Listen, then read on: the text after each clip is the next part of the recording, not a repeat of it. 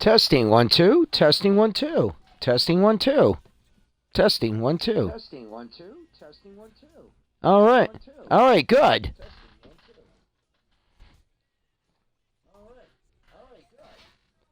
Hello, folks. Robbie Towers here with you for the This Week in MSW.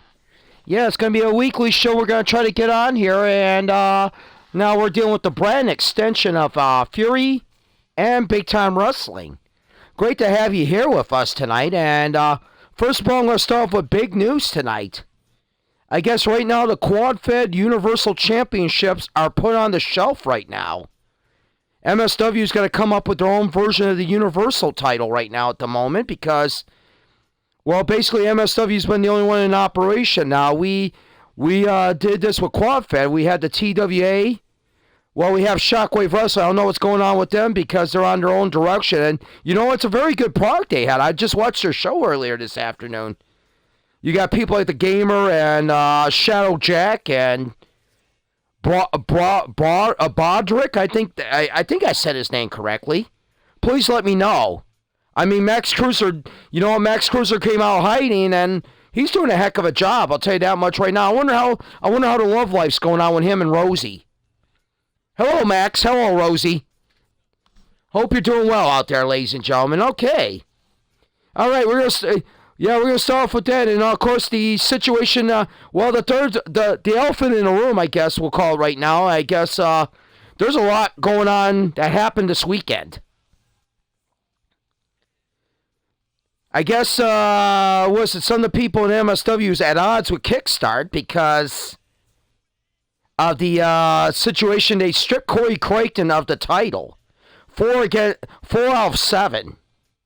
Funny thing about us is that, you know what, the first thing I'm going to say is that, before I get on with this, I think they did wrong by just talking to Malachi and not talking to Crichton, and just making the decision of stripping Crichton of the title. I think the agent's job is to basically negotiate a very good contract for the client, and then the agent presents it to the client, seeing that they would be happy.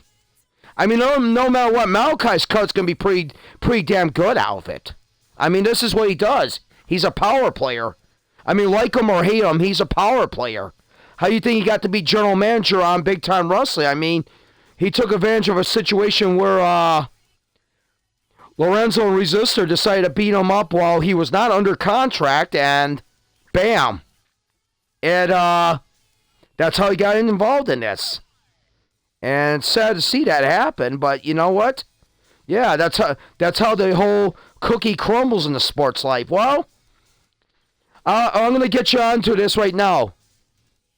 Rage Tonic and representatives of Kickstart were in the offices with the judge on a weekend visit. And basically, they came down with a decision saying there is going to be a gag order until the situation is done. So we are not allowed to talk about the situation after tonight. That means we cannot talk about while we are on TV, while we're twitching on the Twitch forum. Basically, right now, it's like basically right now, this has turned into an ugly situation because right now, Crichton and Kickstarter are still at odds right now. I mean, Crichton feels betrayed, and who can blame him? I mean, I'm sorry. I mean, and I feel bad for Stratton too because one of his guys dropped the ball. And I'll admit, I'm going to say that. You know, everybody's saying why I'm favoring the wrestler or the manager. It's simple. I mean, these guys put their bodies on the line. I mean, heck, I see Must See Wrestling basically dropping the ball, and they got rightfully raked over their coals, and we did. We admit to it. I'll tell you that much right now, and, you know, I'm just going to leave it at that. All right. Brand extension week 1 has started. Unlike the WWE draft, we don't draft anybody. We let everybody sign where they think they're going to get a bigger opportunity and stuff like that. And, you know, there's been rumors of people not wanting to work with Malachi. There's been people thinking that Ric Flair has been grabbing a spotlight again from them and stuff like that. So we start off with Big Time. And Malachi already started shooting off the thing, basically, by saying that he signed Corey Crichton and Sarah Perry. So, basically right now, basically Malachi made it even further by saying he signed all the Winner's Circle members. So they're going to be on Big Time Wrestling exclusively. And I'll tell you that much right now. And it's really, that's going to be interesting. So that means, already off the bat, you have Crichton, LaJohn Lennox, Meacher, Adam Strange, Marvelous Merle, Ryan Fisher, and then, of course, you got all the associates, Crichton's wife, Melody. You got Adam Strange's girlfriend, Carla. And you got Tully Blanchard, who is the manager of Merle and Fisher. Yeah, that was just the beginning, because we saw in the first match Jericho against Adam Strange in a ladder match. Jericho Wyndham, that is. So he's on Big Time now. He has decided to sign with Big Time Wrestling, and Adam Strange won that one. That was a tough matchup. I'll tell you what right now. Two of the best future stars right now we're seeing wrestling there, and it's beautiful. I'll tell you that much right now. Great to see that. Then the next matchup we saw Anya and Marissa Soto. I guess Marissa is going to be Big Time exclusive, and from what I heard about Anya, she has signed exclusively with Big Time Wrestling, even though she's got that dual show privilege because she is a champion. She is the current queen of the wasteland. But of course they fell to Diamond and Miss Wonderland, where Diamond is going to be a member of Big Time. Miss Wonderland has still not... wait a minute, I think Miss Wonderland, I heard, signed with... She might be coming to Big Time. Okay. I don't know. We'll find out about that down the road. Stay tuned and find out. All right, next matchup we've seen. Oh, yeah, this is where it gets interesting. Ever since we call it the Ric Flair clause. Ever since Ric Flair decided to open door and come back in, Must See Wrestling says, what the hell? Let's open the door for all the legends. Doesn't matter if you're long gone, you're deceased, you're retired. I mean, you could come back. I mean, after all, it is fantasy wrestling, isn't it? All right. I do have a point, don't I? I hope I do. Abdul the Butcher. Viper has brought in Abdul the Butcher. And, of course, Viper's got the dual champion privilege, but dual show privilege because she is the women's TV champion, but... also, she has signed with Big Time. So, she's another one that's been added to that roster. And this is surprising because Big Time had a smaller show than Fury. As Fury had 11 matches, Big Time only had 6 matches. And they may, you know what, they did pretty well for their first time. I like to see what the hell they're going to do for the second week. It's really going to be great, man. I'll tell you that much right now. Abdul the Butcher defeated Bo Dallas. Bo Dallas is a free agent right now because he still has not been signed yet. And who knows? Maybe he might be, maybe he might not be. But afterwards, we've seen another surprise legend make his notice. Terry Funk. Terry Funk came down the ring, and the shocking thing about it was Viper clotheslined Terry Funk over the top rope. I mean, this left fans in disbelief, and I think Funk felt embarrassed. And I'll tell you that much right now. I mean, really interesting. Now we're going to get next to an interesting promo. It was Sting. Sting was talking about the main event Mafia signed with Big Time Wrestling, so we figured it was him, Samoa Joe, and Nick Aldis. The National Treasure, a.k.a. former Magnus. Former two-time NWA World Champion. Former TNA World Champion. I mean, the guy is very successful. Well, just when you didn't think that group could get any bigger, they signed another big gun to the group. And it was shocking. Bobby Lashley. Bobby Lashley is now with the Main Event Mafia. And Lashley has the credentials. Like Sting said, former United States Champion, current WWE United States Champion, former Intercontinental Champion. What else? We got former ECW Champion, former 3-time TNA World Champion. And, alright, I see Shockwave SWW on there. Hey, how are you, Shockwave? Good to hear from ya.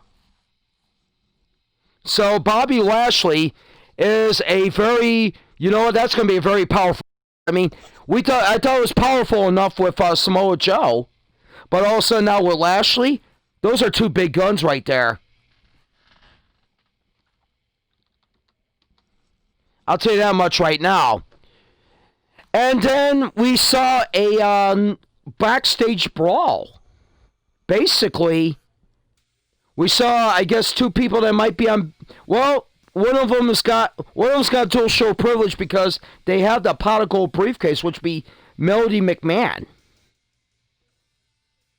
Of course, we don't know how the heck she got the name of McMahon. I heard rumors is that Shane just signed a birth certificate, and that was about it. Because we found out in truth that it is Tracy Torment and Joe Masker's kid.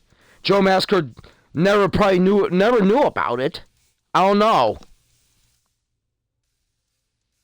Lashley has been underutilized in WWE. I agree, sir. He says this. I talked to Lashley about this, and I don't mean to go back to Lashley's situation, but I talked to him earlier about this, and he was talking about. He said he was a soldier. He fought as a soldier, and he says he wasn't going back to his honor when he was with the Hurt Business. So he wanted to do something to redeem himself, and he says, what greater way to do that than to learn from the legendary Sting. And I'll tell you that much right now. Al Mellon, we can't talk about Kickstart Wrestling. There is a gag order right now. We cannot talk about it on the forums, all because of the hoopla and controversy going on there, ladies and gentlemen. Yeah. We are, I'm not even going to say anything right now. Well, you can talk about it tonight, but starting tomorrow, the gag order is going to be put in effect. And Mandy Rose, the newest star for Big Time Wrestling. I guess Mandy Rose has come back with a vengeance against Melody McMahon because Mandy Rose is, of course, a good friend of Asia Calls and the Call family. And she is also the daughter of course, Chaz Crossbones Foreman, who's still running around with that Crossbones get up and still has that venom in his brain that Viper claims she has a cure for it. But nonetheless, Mandy got the upper hand on Melody. I think that feud's going to blow open soon, I got a feeling. Who knows?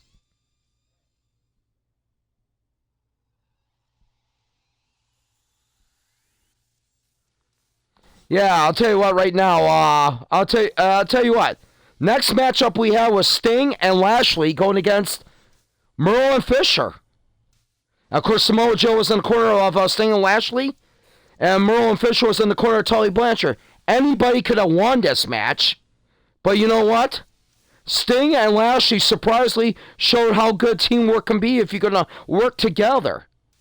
Lashley nailed Merle, I think it was, if I'm correct, he nailed Merle with a spear, and then he tagged in Sting. Sting nailed him with a Scorpion Death Drop, and got the victory. I'm just going to go over a summary of both shows here. Then coming up afterwards was Viper against Sarah Perry in the defense of the women's TV title. Viper won. I mean, Viper's been incredible with that TV title. That's her second straight title defense. And the must-see wrestling rule goes in there. After you defend it 5 times, we call it the Fantastic 5 rule. After you defend it 5 times, you can basically cash it in and get yourself a world title shot. So Sabrina Monaco, you might be in trouble. That you're a person you were cosplaying for a while could be coming after you. And then the main event was a shocker. Try American title action. And I'll tell you what, this was something else. We knew John Monaco was going to be in it. We knew Malachi Abaroff was going to be in it. But Matt Bennett, the other pot of gold holder, and it wasn't because he was showing up there for dual privilege. He signed with he officially signed with Big Time because of basically, he signed with because he was talking about his father and Ronnie's got Fury under control. So he's figuring he's going to help out Monaco and all the other young lions here, try to take over big time, try to keep it as lawful order. And Shockwave just said they subscribed to the Mummy and the Monkey YouTube channel. Awesome. You know what? Those guys are great to watch. You know, I'm still hearing a hoopla outside the studios as we see the fans celebrating the Browns' victory over the Colts tonight. It was really great. And I'll tell you that much right now.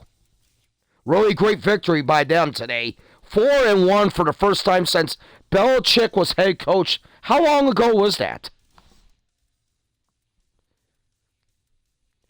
Yeah, I was sure. You know what? And the Colts were like a very tough team. But you know what? I'll tell you that much right now.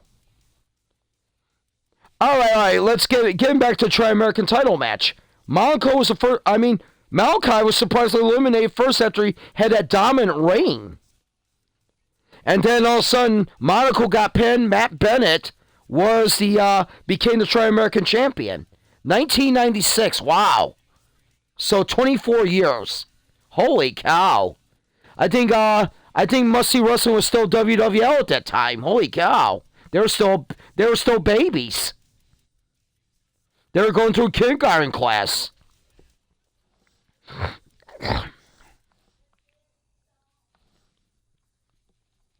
All right, folks, we had that going on. Well, there was a technicality. We found out that Matt Bennett was the Great Lakes champion coming into that match. So he had to vacate the Great Lakes title. And from MSW Studios on Wednesday, we had an 8-man barroom brawl. Jimmy Coldblood, Brimstone, Bratnell Bomber, Grit, Robert McManus, among some of the names in there. But there was a guy... Yeah, Matt Bennett's on... You know what? You're right about that. Matt Bennett's on fire. I'm sorry, guys. I like to communicate with everybody who's been listening on the forum here. And I greatly appreciate the fans that tune in and watch me. And want to hear what I got to say. I mean, I may not be wrong. I may not be right about stuff sometimes. But you know what? I try to reason.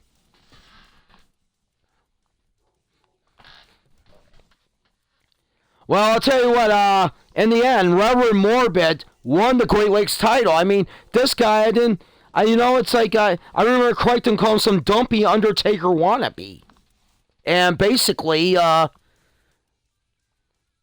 what, he's shown that he's more than a dumpy Undertaker wannabe. He's shown that he is a force to be reckoned with.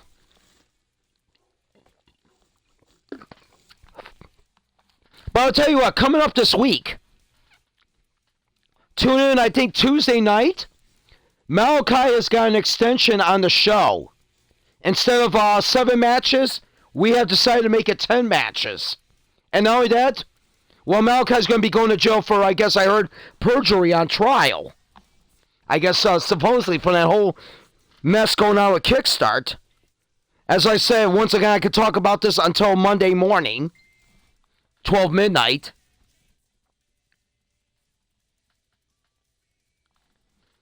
As, it's like, basically Michelle Marquis is going to fill in. She is going to take that reins and be the general manager for the next 4 weeks.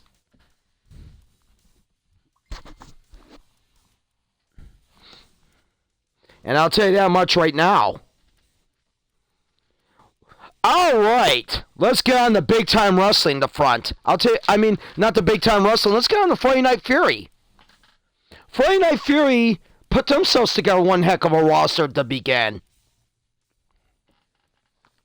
Of course, we seen the shocker right at the beginning. Rage Tonic said he was talking about coming in and saying he was going to continue all this, continue all this stuff and everything else. I'll tell you what. Basically, he was going to continue being general manager because Six Killer had to leave and basically help his family out. And I guess his daughter and son's going into the movie business. Well, good for him. Bobby's a heck of a fella. I'm going to tell you that much right now. He's always kept this lawful and everything else. Even when the pressure got tough, he was cool, calm, collected as a cat. So I'm going to miss Bobby.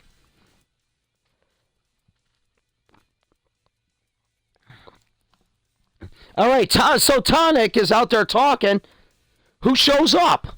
Chris Batt.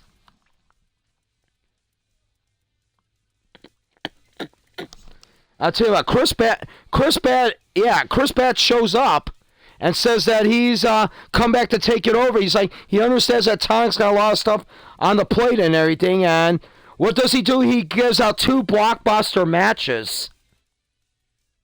Hey, you're welcome, Shockwave. I'm glad you like the news update. You know what? I'm going to try to do this every week as I can. And I would greatly appreciate, I greatly appreciate the support, guys. So, first of all, he brings up the world title match in a cage for the NWA world title. It's going to be Christopher going against the champion, Ronnie Taylor. And then, Bat, I guess he's still feeling the wounds from, Crossbones attacking him, but you know who can blame him? I mean, he almost missed out on his kid's birth for cripe's sake. Anthony Michael Bat. Congratulations, Jade and Chris. So, Chris Bat basically makes a match, and a blockbuster match it was. He revealed 2 of the people that were on the Fury roster, Bratton Bomber and Jerry Bennett. Jerry Bennett, everybody was hoping he gets out of he was getting out of the slump. I mean, I feel bad for the guy. I don't know what's got around his mind or stuff like that. It's like, I'm hoping he does. I mean, everybody has a slump, and eventually he has to stop. It has to stop. I mean, where his family's doing well, he's the one that's having the problems, and hopefully his family can rub the luck off of themselves and put it on to him. And you know, I mean, you know, Jerry Bennett's a brilliant person. I mean, you know what? He talks about that he had problems with his past when he was a heel. Who doesn't? I mean, we'll get on. That's what life is all about. Rebounding and redoing. All right, let's start off with the first match we had here. Ethan Walker taking on Terminus in a TLC match for that, Simo Wasteland Championship. Of course, Terminus officially said he signed with Fury. Ethan Walker was a free agent because he had a rematch clause, so therefore he just was appearing on there just to get his title shot in. You know what? You're allowed to do that. There's a clause in the contract. You can appear on either show to get your title rematch wherever it can fit. But in the end, Ethan Walker wound up winning the Simo Wasteland Championship. I mean, when is this kid going to be like a world champion? Kid's got all the potential in the world, and he's a tough competitor. You're trying to get back that fire. Yeah, you know what, Jerry? You will, man. Believe me. Just keep believing in yourself, amigo. Yeah. Just keep believing in yourself. I mean, you got the fans behind you, man. You have the fans behind you. There's no doubt about it. All right, you know what? After the Ethan Walker thing, okay, so we get to this. We had Ric Flair talking about there's a tag team coming up called. He's got a new tag team showing up later on in the broadcast. We knew the Wolfpack was wrestling The Threat and Demolition Man for the must-see wrestling tag team titles. And I'll tell you what, right now, if you did not check out that match, check out that match. It was pretty awesome. I'm going to tell you that much right now. It was pretty awesome. But I'll tell you what, then the next match I think we had was a tag team match. We had Shell and Akira, who are officially going to be on the Fury brand. Because Shell does not want anything to do with her brother Malachi. And you know what? Who can blame her? I mean, heck, who can blame Miss Tatiana Abroff, a.k.a. Shadow? Who can blame her? They were going against Sakura Miura and Yororichi, who will also be on the Fury brand. In the end, great tag team match, a lot of near falls, but in the end, Shell and Akira wound up getting the victory. It was a very good victory. That means they can be in line for a future tag team title shot down the road, which is held by the Vixens Club, and we do not know what brand they're going to be on. Rumor says they may be in town on Big Time Wrestling to defend their tag team titles, and the question is, who would that team be? But if that happens, Shell and Akira may get a tag team title shot. I would not be surprised if it's October 30th, which would be the first joint pay-per-view for Fury and Big Time Wrestling, which would be called, of course, we're going to give a tribute to WCW on this, Halloween Havoc. So remember that, Dark Light Studios. Rage Time Unit wants you to remember that. October 30th is Halloween Havoc. So remember that. Of course, we've seen a lot of great matches during those Halloween Havoc pay-per-views. I mean, the Goldberg-Sid Vicious U.S. title match from a few years before WCW closed down. And, of course, we've seen Sting against Sid Vicious in a match for the world title when Barry Windham dressed up as a duplicate Sting and the Black Scorpion was running around. Little history tidbit right there, folks. If you guys remember those good old days. I was always a big-time fan of the Jim Crockett promotion / WCW days. We miss WCW? I agree, sir. You know what? I so agree. I love the WCW days. I mean, heck, this shows you how old I am. I used to watch it in the days when it was Georgia Championship Wrestling. Yeah, that's right. And then it turned into Jim Crockett Promotions when Mid-Atlantic Promotions, when Jim Crockett bought out Mid-Atlantic and Georgia and combined the two. Think about that, guys. That shows you that Robbie Towers is an old man. Now let's talk about another situation going on here. We also had Crichton, and I guess he denied Bennett an opportunity at the Universal title, but I think it might have a lot to do with what's going on with him not having that Kickstart World title anymore. I mean, you know what? Crichton's an old business heel, and you know he's been a dealer as of late. I mean, we saw the great example when Ric Flair wanted a match for Resistor against Crichton. Crichton granted it to him. And if he said if Resistor won, maybe he would get a contract. But Resistor wound up losing, and the thing about it was he was banned from must-see wrestling for 30 days, contract or no contract. Let's talk about the next thing that went on in here. The controversial light heavyweight title. And I say controversial because Daddy, who claims to be 7'4" and 205 pounds, I can't buy into it. I'm sorry, I can't buy into it. Which do you like better, AEW or NXT? I don't know. You know, they're very good in their own way, and thank goodness NXT did not get ruined by the awful thing they called the WWE draft. I mean, heck. Here's what my opinion about this is. Sorry about this, guys. I'm going to give my own opinion about this. NXT's got a lot of great up-and-coming talent. I wouldn't blame a lot of guys want to go back to NXT. Ember Moon and Finn Balor, Breezango. AEW's really good, too. I'll tell you that much right now. I mean, yeah, you know, it's hard to tell. But, of course, if you put AEW against, I would say, SmackDown or Raw, I would easily pick AEW. Oh, my gosh. I'll tell you that much right now. I would easily pick AEW.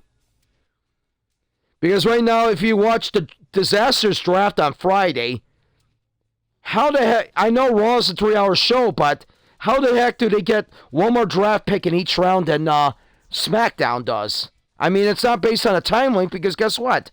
Raw spends too much time doing 5-hour promos. I'm sorry. And I'll call them out for that. I remember the days of old school wrestling. You came out there, you did for like maybe 3 or 4 minutes, and you got your topic off your chest. And I'll tell you that much right now.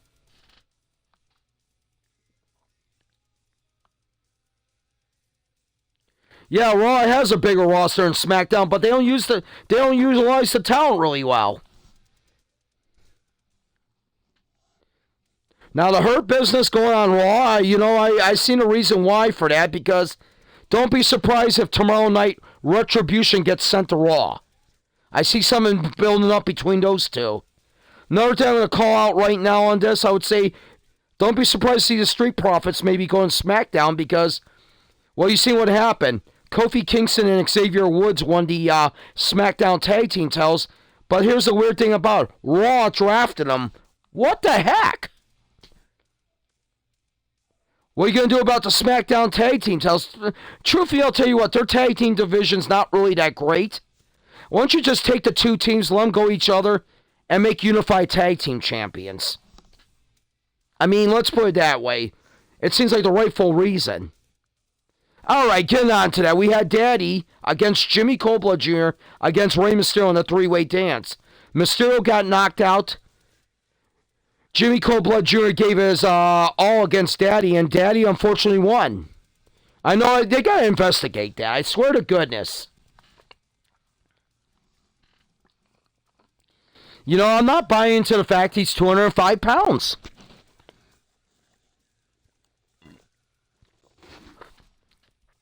I mean, let's put it that way.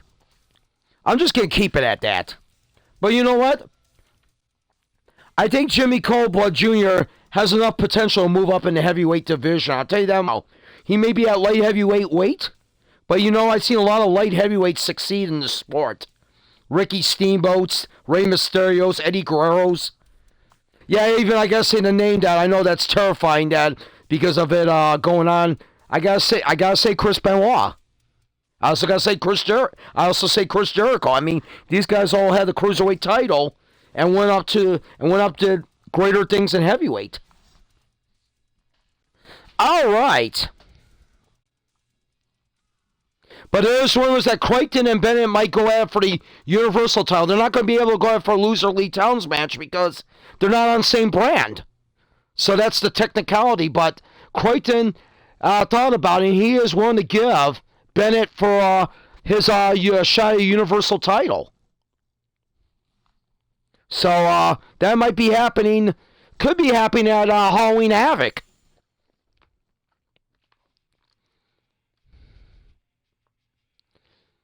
All right, coming up after us, we had a Tri-American title match.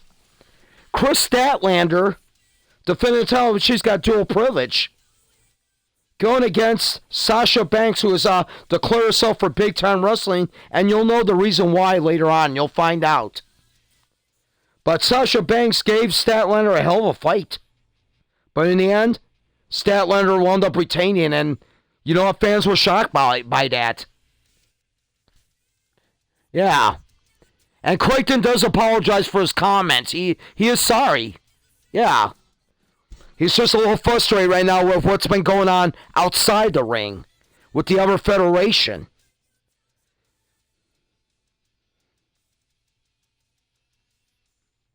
You know, like I said, when you're loyal to a company and you feel betrayed, I mean that, I can understand it.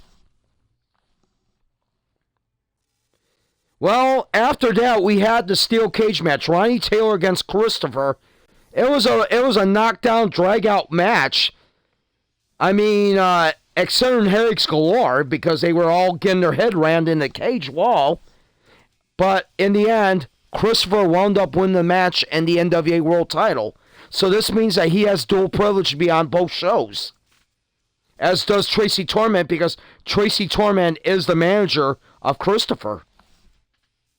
So that means she can go over to Big Time and make occasional visits to Melody McMahon, even though she's got dual privilege too. Of course, Melody McMahon, she's trying to sweet talk technical assistant Vampiro 712 and putting the camera more on her. Vampiro's like he's got to give fair judgment to everybody else. He's got to give fair judgment to everybody. And good call, Vamp. Very good call. All right, our second segment started off with. New Fury members, Chaos. The new reunited duo of Shinsuke Nakamura and Tetsuya Naito. The question is, we did not see Cesaro, who used to be tag team with Nakamura, and basically we wonder where Cesaro's going to wind up at. But right now, they were going against Ric Flair's new team. Mr. Resistor came out first, and wouldn't you know, Reverend Morbid came out. I mean, it was a good matchup. Once again, great tag team match. Near falls, great chemistry between both teams. But Morbid and Resistor wound up winning. So that was a great return for Mr. Resistor. Even though I still like to know who he is. Rumors is he still has not talked to the offices to tell him who he is. Believe me, we would keep it secret. We promised that. We told him that, and darn guy still doesn't listen.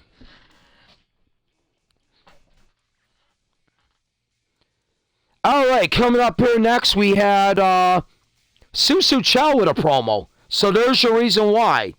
Susu Chow came down the ring, talking to stuff, and she was happy with glowing with glamour, smile on her face that Sasha Banks did not win the Tri-American title after Sasha's been torturing her the last couple of weeks about little Robbie being wrapped around her finger. Lo and behold, guess who comes out? Another new member of Fury, Bayley, who's also WWE SmackDown Women's Champion. Now, the weird thing about it is that Bayley was actually sticking up for Sasha Banks. What the heck? Weren't you two girls feuding in, what the heck is it, WWE? Aren't you girls going to have a Hell in a Cell match coming up soon? I think I heard. Well, nonetheless, Bayley laid out a challenge to Susu Chow that she wants to meet her at next week on Fury. So that's going to be interesting. Oh yeah, Sasha's in the Star Wars show. We'll see how well she acts. Hopefully don't drag it down, Sasha. You're going to have a lot of angry Star Wars fans want to throw torches at your house.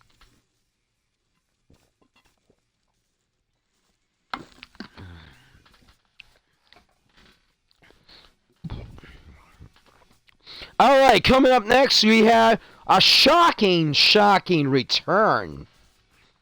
Grit came out to the ring, and Grit was in the ring, and lo and behold, guess who comes back? And I thought he was gone. Hanu Premji. Hanu freaking Premji is back. And would you actually believe this guy got a victory over Grit? Now, we were talking about people in slumps. Grit has had a so-so year in 2020, more bad than good. First of all, Becky Lynch cheats on him with Seth Rollins and winds up being pregnant with Seth's child. Grit had a reign at Universal Champion but lost it. Then he also had a reign at Tri-American Champion and lost it. Then also had a reign at Great Lakes Champion, lost it. I mean, yeah. So Grit is is in that great, not so great city of Slumpville, and that's why I call it Slumpville when you're not doing too well. He's probably looking for a ticket to get out of there, and I'm gonna hope for him as well to get out of Slumpville. Not a great place to be at, believe me. I think their eatery over there is like half cooked. I'll put it that way. All right, coming up afterwards, we had a backstage brawl. Baron von Farkas attacked Ric Flair. And the reason why was that Baron von Farkas thought he should have got his Great Lakes title shot against Reverend Morbid because he was the runner-up in that barroom brawl. So Farkas took his anger out on Ric Flair. And Farkas, if you ever seen this guy's a bull. I mean, he's got the power to hit. And you know how you wind up getting hit with one of his hammer fists? Oh, goodness help you. I'll tell you what, goodness help you. And nonetheless, Farkas put Flair down for the count, and Max had to come over there and assist Ric Flair back because poor guy couldn't walk on his own. So we had that. And then, of course, we had Robert McManus, who's also on the going to be on the Fury roster, as he went against The Miz. And this was a shocker right here. The Miz beat McManus. Nobody was not at ringside. Maurice and Susu were not at ringside. But The Miz beat Robert McManus, and fans were in shock. It's like in the words of Little Richard, great gosh almighty. I think that might have been a song, too, from a movie. Let me know what movie that was, and I'll give you props on here the next time. All right, we got to the big tag team matchup. The Wolfpack. They wanted to get his title shot because they beat Merle and Fisher in a Horseman versus Horseman match, meaning that Ric Flair was in the corner and Lorenzo. Rancher was in the corner for Merle and Fisher. And basically, Wolfpack won at Echoes of Wasteland last week. So that this match happened, and Wolfpack would win once again the MSW Tag Team titles, as they managed to get the threat after Wichita, I think, nailed the threat with a Kinshasa. One of the most lethal kicks and lethal running knee kicks in wrestling. It's a nasty move. I mean, we see Nakamura brought it, and then we see a lot of people adopt it. But nonetheless, Wichita Lorenzo now has that dual privilege to be on both Big Time and Fury. So that means we will see that. Who knows? Maybe they might show up on Big Time this week. Who knows? Of course, we don't know who's like I said, this is going to be a second round of this roster signings because there are still a lot of potential free agents out there. Motor City Mike. Here's some of the names that are dropped by that have not been signed yet. Motor City Mike, the Furies, Christopher. There's a lot of them. Darby Allin, Davey Boy Smith Jr., Brian Pillman Jr.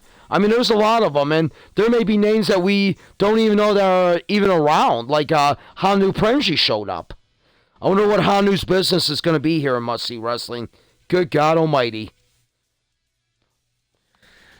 I mean, that guy scares me. He is nothing but a, I don't know, I thought Malachi's a pervert, but it's like, I think Hanu's a big-time money pig.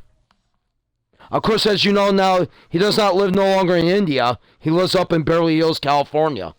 Rumors is I think he's got a complex nearby Rodeo Drive.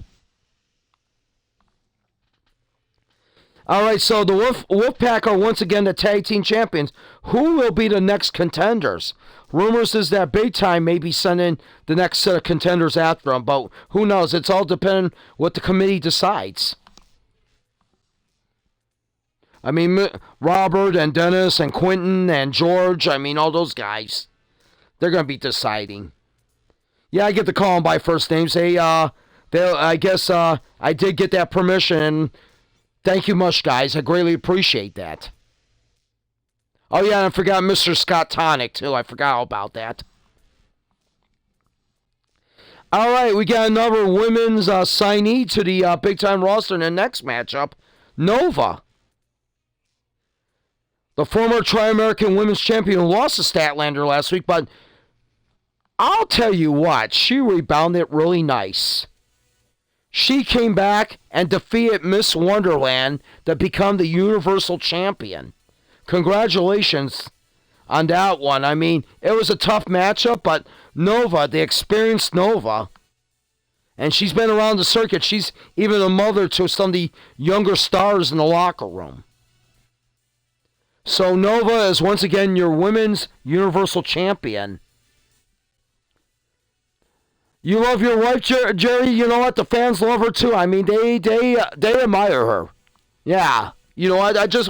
I'm pretty sure you know that already, man. I'm pretty sure you know that. All right, and then finally we got the main event matchup. It was Jerry Bennett against Bradnell Bomber against Chaz Crossbones Foreman. MSW World Title. Three-way dance. And the tribulations of Jerry Bennett still continue as he wound up getting pinned first. But the shocking thing about it was Bomber did not win the title either. Freaking Chaz Crossbones Foreman still holds on to the belt. What the heck? What does Viper have this guy jacked on? I don't understand. You know what, fans? And you know what? Crossbones is a big money maker all of a sudden in must-see wrestling because you know the reason why? I don't think they're paying. They're not paying tickets to see him win. They're paying tickets to see who can beat him. And I'll tell you what, it's really interesting. So there's the summaries that happened for this week. And like I said, I'm going to be doing weekly reports there each week and stuff like that. I will try to do that. If I miss one, then maybe check with me the next night if I don't get to do it on Sunday. But I'll tell you what right now, as I'm watching this roster brand extension going on, if you see somebody signing and you know they're in a relationship with someone, they're married to someone, or they might be in a tag team with someone, don't be surprised if you see them follow along. I'm going to tell you what right now. My prime example might be John Monaco, who's now on Big Time Wrestling. You might see Sabrina jump to Big Time Wrestling, even though she is the MSW Women's Champion. But once she loses that, she has to decide on a brand. Rumors is maybe Cheyenne might be showing up there on Fury since her dad is wrestling on Fury right now. There's a lot of probabilities, and here's another possibility. Rumors is I keep hearing that Nick Aldis' wife, Mickie James, might be making her day wrestling. Don't hold me to that responsibility, but I heard something about that. That would be interesting because I forgot that Mickie James is married to the National Treasure. And I'll tell you what. But guys, I'm going to have to cut out of here. This is my time to sign it off. I want to thank everybody that's been out there watching this. And for everybody here, I'm Robbie Towers, and I will see you next Sunday night as I give you a second round recap of the roster signees and what happened on each show. Thank you all, and have a good night.